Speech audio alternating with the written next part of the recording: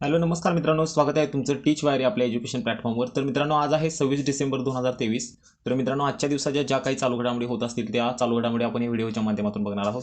तर मित्रांनो, एकूण 10 प्रश्न होतील आणि 10च्या 10 प्रश्न तुम्हाला लिहून घ्यायचे आहेत, किंवा तुम्हाला टीच वायर या एज्युकेशन प्लॅटफॉर्मच्या डिस्क्रिप्शन बॉक्समध्ये मित्रांनो तुम्हाला टेलिग्रामची लिंक मिळेल, त्यामध्ये तुम्हाला PDF मिळून जाईल। तर मित्रांनो, आपण पहिल्या प्रश्नाला वळू। प्रश्न क्रमांक 1 बघा, 2024च्या भारतीय प्रजासत्ताक दिनानिमित्त कोण प्रमुख पाहुणे म्हणून उपस्थित राहणार आहेत? तर ऑप्शन ए आहे जो बायडन, बी आहे शेख हसीना, सी आहे इमॅन्युअल मॅक्रो आणि डी आहे शी जिनपिंग। तर मित्रांनो, या प्रश्नाचं उत्तर काय असणार आहे? ऑप्शन सी म्हणजे इमॅन्युअल मॅक्रो। तर मित्रांनो, हे आहेत ते इमॅन्युअल मॅक्रो। तर मित्रांनो, बघू शकता भारताच्या 2024च्या प्रजासत्ताक दिनाला प्रमुख पाहुणे म्हणून कोणत्या देशाचे राष्ट्राध्यक्ष उपस्थित राहणार आहेत? तर मित्रांनो, याचं उत्तर काय असणार आहे? फ्रान्स देशाचे। तर मित्रांनो, फ्रान्सची राजधानी तुम्ही इथं बघू शकता, पॅरिस आहे। त्यानंतर हे तुम्ही मॅपमध्ये दाखवलेलं ते पण बघू शकता। तर मित्रांनो, पुढचा प्रश्न बघू आपण। प्रश्न क्रमांक 2 बघा, ओपेक या संघटनेतून कोणता देश बाहेर पडलेला आहे? तर ऑप्शन ए आहे इटली, बी आहे इस्रायल, सी आहे अंगोला आणि डी आहे सौदी अरेबिया। तर मित्रांनो, या प्रश्नाचं उत्तर काय असणार आहे? अंगोला हा देश ओपेक या संघटनेतून बाहेर पडलेला आहे। तर मित्रांनो, त्या देशाची राजधानी तुम्ही बघू शकता लुआंडा, आणि हे मॅपमध्ये बघू शकता तुम्ही ओंगाला हा देश आहे। तर मित्रांनो, आपण पुढच्या प्रश्नाकडे वळू। प्रश्न क्रमांक 3 बघायच्या अगोदर ओपेकबद्दल थोडीशी माहिती बघू। तर मित्रांनो, ओपेकची स्थापना बघा सप्टेंबर 10, 1960 मध्ये। मुख्यालय कुठे आहे? तर व्हिएना, ऑस्ट्रेलिया या ठिकाणी। तर बघा, अधिकृत भाषा कुठली आहे? इंग्लिश। तर मित्रांनो, सध्या तरी 13 आणि 10 23 देश आहेत, त्यातला हा काढून टाका तुम्ही अंगोला। तर मित्रांनो, आता सध्या किती आहेत? 22। तर मित्रांनो, पुढच्या प्रश्नाकडे वळू। प्रश्न क्रमांक 3 बघा, 2024च्या खेलो इंडिया युथ स्पर्धा कोणत्या राज्यामध्ये होणार आहे? तर ऑप्शन ए आहे आसाम, त्यानंतर आहे तमिळनाडू, सी आहे केरळ आणि डी आहे मणिपूर। तर मित्रांनो, या प्रश्नाचं उत्तर काय असणार आहे?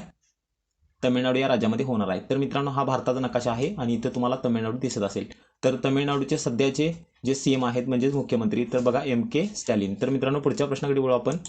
प्रश्न क्रमांक 4 बघा, 2024 मध्ये तमिळनाडूमध्ये होणारी खेलो इंडिया युथ स्पर्धा कितव्या क्रमांकाची असणार आहे? तर ऑप्शन ए आहे पहिली, चौथी, 6वी का 7वी। तर मित्रांनो, या प्रश्नाचं उत्तर काय असणार आहे? 6व्या क्रमांकाची खेलो इंडिया स्पर्धा असणार आहे। तर मित्रांनो, त्याच्याबद्दल काही पॉईंट आहेत। तर मित्रांनो बघा, 5व्या खेलो इंडिया युथ गेम्स, तर मित्रांनो महाराष्ट्राने काय काय कामगिरी केली ते बघू आपण। महाराष्ट्राने 56 सुवर्ण, 55 रौप्य आणि 50 कांस्य पदकासह 161 पदके जिंकलेली होती। तर मित्रांनो बघा, 5वी खेलो इंडिया युथ स्पर्धा कुठे आयोजित होती? तर मित्रांनो, मध्य प्रदेशमध्ये ही आयोजित झाली होती। तर मित्रांनो, पुढच्या प्रश्नाकडे वळू आपण। प्रश्न क्रमांक 5 बघा, श्री शिवाजी शिक्षण संस्था अमरावती यांच्या तर्फे दिला जाणारा पंजाबराव देशमुख पुरस्कार कोणाला प्रदान करण्यात आला? तर ऑप्शन ए आहे शरद पवार, बी आहे नितीन गडकरी, सी आहे अनिल काकोडकर आणि डी आहे प्रकाश आंबेडकर। तर मित्रांनो, या प्रश्नाचं उत्तर काय असणार आहे? शरद पवार असं उत्तर असणार आहे। तर मित्रांनो बघा, शरद पवार हे तुम्हाला जे फोटोमध्ये दिसत आहेत, तर बघा शरद पवारांच्याबद्दल काही माहिती घेऊ। शरद गोविंदराव पवार हे एक भारतीय राजकारणी आहेत। ते 4 वेळा महाराष्ट्राचे मुख्यमंत्री होते। तसेच PV नरसिंहराव यांच्या मंत्रिमंडळात संरक्षण मंत्री म्हणून त्यांनी काम केलेलं आहे। त्यानंतर बघा, मनमोहन सिंग यांच्या मंत्रिमंडळात कृषी मंत्री म्हणून काम केलेलं आहे। भारतीय राष्ट्रीय काँग्रेसपासून वेगळे झाल्यानंतर 1999 मध्ये त्यांनी स्थापन केलेल्या राष्ट्रवादी काँग्रेस पक्षाचे ते अध्यक्ष आहेत। हे पण तुम्हाला लक्षात ठेवायचं आहे। तर मित्रांनो, पुढचा पॉईंट बघू आपण। डॉक्टर पंजाबराव देशमुख यांच्या जयंतीचे हे कितवे वर्ष आहे? तर मित्रांनो, 125वे वर्ष असणार आहे। तर मित्रांनो, पुढच्या प्रश्नाकडे वळू आपण। प्रश्न क्रमांक 6 बघा, भारताचे माजी केंद्रीय कृषी मंत्री डॉक्टर पंजाबराव देशमुख यांची जयंती निमित्त केंद्र सरकार किती रुपयाचे नाणे काढणार आहे? तर ऑप्शन ए आहे 125, त्यानंतर बी आहे 120, सी आहे 115 आणि डी आहे 110। तर मित्रांनो, 125 रुपयाचं नाणं काढणार आहे कोण? तर केंद्र सरकार। हे आहेत आपले डॉक्टर पंजाबराव देशमुख। तर मित्रांनो, पुढचा पॉईंट बघू आपण। विदर्भातील अकोला येथे असलेल्या कृषी विद्यापीठाला डॉक्टर पंजाबराव देशमुख यांचे नाव आहे। तर मित्रांनो, हा पण पॉईंट महत्त्वाचा आहे। तर बघा, पंजाबराव देशमुख जन्मस्थळ बघा त्यांचं पापळ, अमरावती जिल्हा, 27 डिसेंबर 1898 मध्ये। त्यानंतर दिल्लीमध्ये बघा 10 एप्रिल 1965 त्यांचा मृत्यू झाला। तर मित्रांनो, पुढचा पॉईंट बघू। 1927 मध्ये बघा, शेतकरी संघाच्या प्रचारासाठी त्यांनी महाराष्ट्र केसरी हे वर्तमानपत्र चालवले। त्यानंतर बघा, 1927 मध्येच शेतकरी संघाची स्थापना केली। त्यानंतर त्यांचं काही पुस्तक आहे बघा, सूर्यावर वादळे उठतात, हे त्यांचं पुस्तक आहे। तर त्याचे लेखक कोण आहेत? बाळकृष्ण द महात्मे।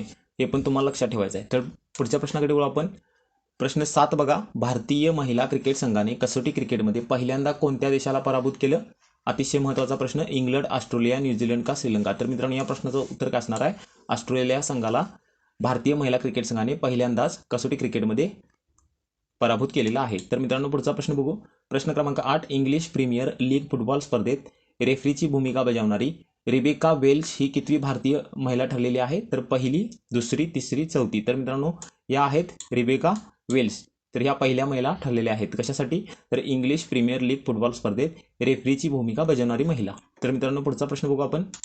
प्रश्न क्रमांक 9 बघा. बँक ऑफ बडोदाच्या अहवालानुसार सर्वाधिक महागाई असलेल्या देशात भारत जगात कितव्या क्रमांकावर येतो? तर ऑप्शन ए आहे पहिल्या, दुसऱ्या, तिसऱ्या का चौथ्या. तर मित्रांनो या प्रश्नाचं उत्तर काय असणार आहे? तिसऱ्या क्रमांकावर आहे. तर 1 नंबरला कोण आहे? तर रशिया. तर मित्रांनो बघू आपण पॉईंट.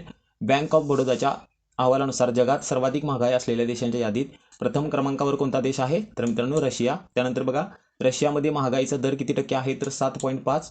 त्यानंतर भारतामध्ये महागाईचा दर किती टक्के आहे? तर 5.3. तर मित्रांनो पुढचा प्रश्न बघू आपण. प्रश्न क्रमांक 10 आणि शेवटचा प्रश्न. केंद्र सरकारच्या अहवालानुसार देशात कोणत्या राज्यात सर्वाधिक कारागृहाची संख्या आहे? तर ऑप्शन ए आहे महाराष्ट्र, त्यानंतर आहे बिहार, त्यानंतर आहे पंजाब, त्यानंतर आहे राजस्थान. तर मित्रांनो या प्रश्नाचं उत्तर असणार आहे राजस्थान. तर बघा राजस्थान राज्यामध्ये सर्वाधिक किती कारागृह आहेत? तर मित्रांनो 146. जर तुम्हाला ही मित्रांनो माहिती आवडली असेल आणि तुमचा अभ्यास छान होत असेल तर मित्रांनो आपल्या चॅनेलला नक्की सबस्क्राईब करा आणि व्हिडिओला एक लाईक करा. परत भेटू उद्याच्या व्हिडिओमध्ये. तोपर्यंत धन्यवाद.